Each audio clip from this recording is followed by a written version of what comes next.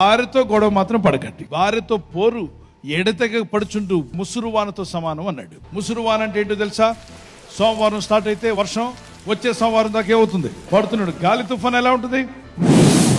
ఇలా వచ్చి పడక్కమని 2 చెట్టు కొమ్మలు ఇరిగిపోయి వెళ్ళిపోద్ది 15 నిమిషాల్లో. మళ్ళీ అన్నీ సదురుకోవచ్చు. గాలివాన అంటది.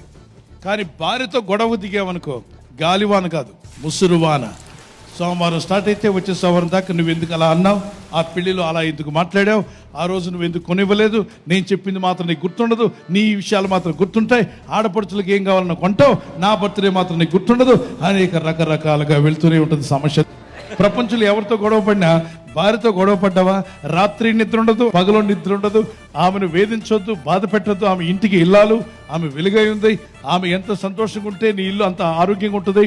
భర్తలారా ప్రేమగా చూసుకోండి, భార్యలారా ప్రేమతో మాట్లాడండి. మీ మనసు మారునుగాక. ఆమేన్.